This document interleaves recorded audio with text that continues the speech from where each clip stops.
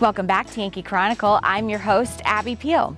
School has been out for the summer, but what of the fall? Let's hear what the plans are for the Kearsarge Regional School District. Since really the end of June, we have been working on a reopening plan that is in alignment with the state guidances and CDC guidance, as well as taking into account all the feedback we received from our parents, where around 80% of our parents expressed a desire to have kids go back to school in a safe manner and safe fashion. So we have been working diligently on plans and how that could be accomplished. The overriding concepts that we used in developing the plan were safety, quality, and equity, and then flexibility played into it as well. What we tried to do is to devise a plan that relies heavily on remote instruction, because there's a really good possibility that at some point during the school year we may have to go fully remote.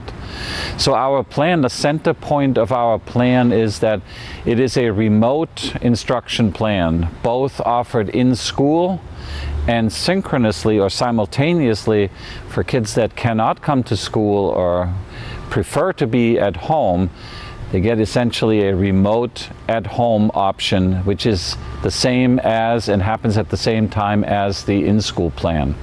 So our teachers will broadcast basically the lesson that is happening in the school interactively with kids at home, so that they can participate, get the same schedule, get the same instruction as kids in school.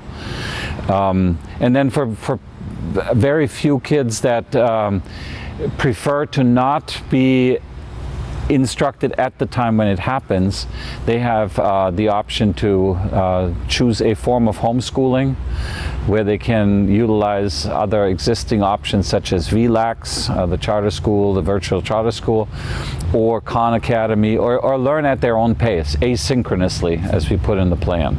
So what we did on July 30th, when we presented the plan to the school board, the next day we put out a survey to parents asking them to indicate their choices, and then also indicate whether they would need transportation or what kind of transportation they would need, so that we can now get back to our transportation company and redesign, based on the feedback from parents, bus routes and bus occupancy.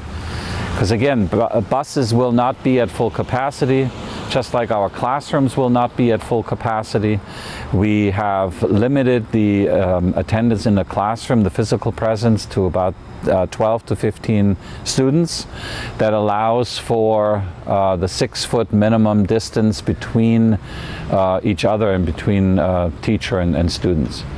So we put the survey out to our 1,700, 800, 1,800 students, and as of this morning we have received over 1,600 responses. So we have a very good idea of what the preferences are and what we need to plan on.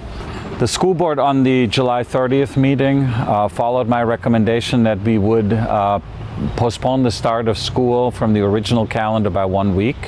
So the new start date is August 31st for students, and ends the school year on June 14th if nothing else happens, such as blizzards and other weather events. Athletics follow the safety protocols that daily school is. So we will modify athletics to the extent that is necessary. That will most likely affect contact sports, which probably will happen in a very modified way. But the school board and the administration made a commitment to having sports and athletics to the degree it's possible to do it in a safe manner.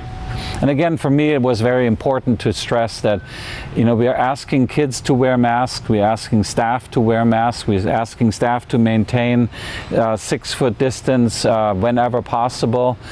I think first of all I want to thank the parents and the teachers and the administrators, everybody who helped work on this plan.